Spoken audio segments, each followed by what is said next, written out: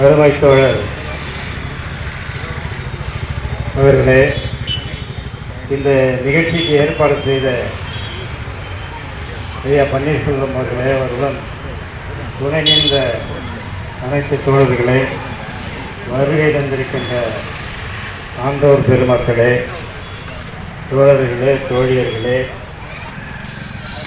மாணவ செல்வங்களே, அவர்களை ஈண்டெடுத்த பெற்றோர்களே, உங்கள் அனைவரையும் வணங்கி, வியாபார பெருங்குடி மக்களே, உங்கள் அனைவரையும் வணங்கி, அம்பேத்கர் அவர்களுடைய புகழ் பாடுகின்ற இந்த நேரத்தில் நான் ஒரு நிகழ்ச்சியைத்தான் நினைவு கூற விரும்புகிறேன். தேச தந்தை காந்தியடிகள் சாகுமறை உண்ணாவிரதம் இருக்கின்றார். அந்த உண்ணாவிரதத்தை முடித்து வைப்பதற்காக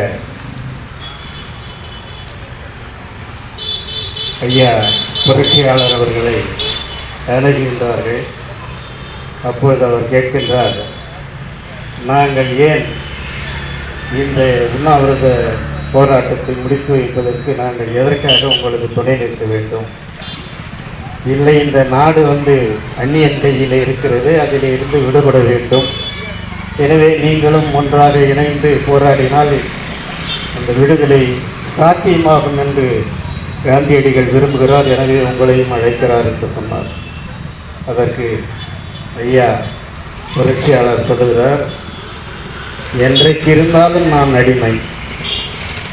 நான் ஆங்கிலேயனுக்கு அடிமையாக இருந்தால் என்ன, ஆங்கிலேயன் என்னை அவன் எனக்கு ஆண்டையாக இருந்தால் என்ன, அல்லது இன்றைக்கு சுதந்திரம் பெற்றுக்கொண்ட பிறகு நான் உங்களுக்கு அடிமையாக இருந்து நீங்கள் ஆண்டையாக இருந்தால் என்ன என்ற வினாவை எழுப்பி இது நாள் வரையிலும் அந்த கூற்று மெய்ப்பற்றிருக்கிறது என்பதை எண்ணுகின்ற போது எவ்வளவு தொலைதூர நோக்கோடு அவர் என்றை சொன்னார் என்பதை நாம் நினைவு கூறுகின்ற போது அந்த நிலை மாற வேண்டும்.